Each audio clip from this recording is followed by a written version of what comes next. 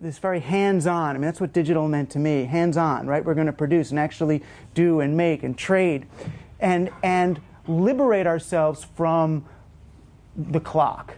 You know, we had lived for what seemed like close to 1,000 years in a time is money, clock-based universe, where instead of, as we did in medieval times, instead of making stuff and trading it or selling it, you worked for some company and you sold your time, right? You worked by the hour rather than by the thing.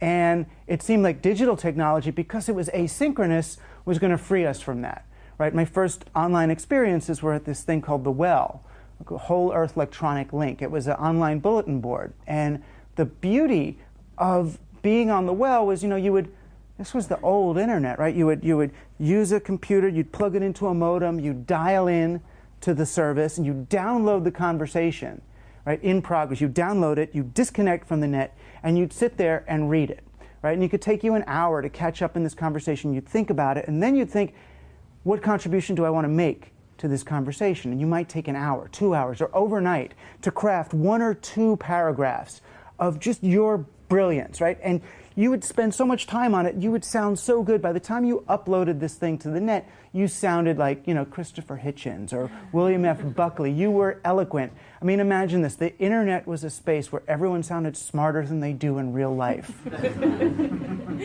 Right?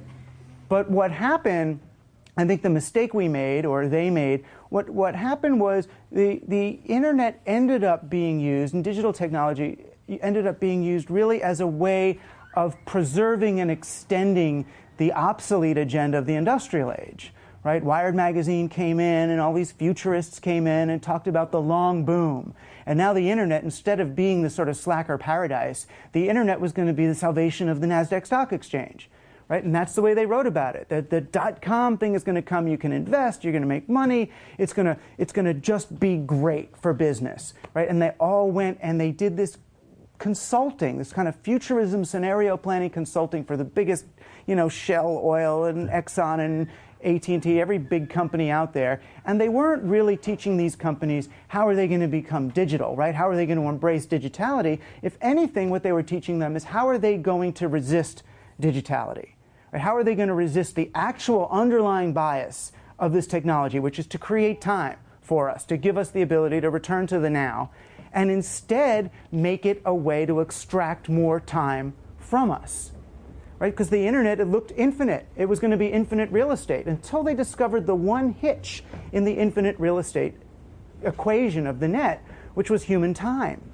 Right? They have infinite real estate online, but there's only so many hours in a day, or what they called eyeball hours. I don't know if you were around then. They called it human attention, are these things called eyeball hours. And there's only so many eyeball hours that we can get from people.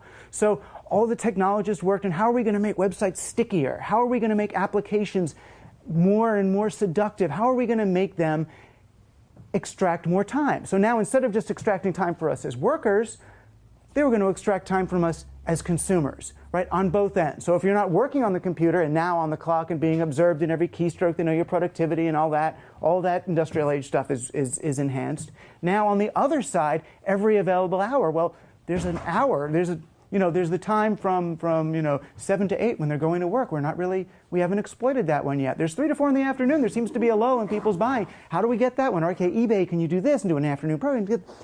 And we ended up with digital devices that encourage us to be always on, right? To be in their thrall 24/7. And we've taken them and strapped them to our bodies and have them vibrate every time someone tweets about us, or Facebook updates us, or puts something in our email inbox, or tweets about us, or sends us an SMS. And we end up constantly interrupted, right? The idea, of course, the way we sell it to ourselves is we have more choice.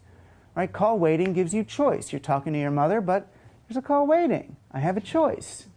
Right? So you check. You don't even say, I'm taking my phone away from you. You don't tell her you're taking the phone away from you. You look and you say, oh, who's that? Oh, maybe I do have to go. You have this choice. Right? And you can say, well, I'm above that. Right? I'm above that. I can still maintain my conversation. I can just have a conversation with that choice. But the fact is you're not having a choice over whether or not you're choosing. Right? So whether or not you're agreeing to have these moments of choice, you're still thrown into choice. Right? And that's the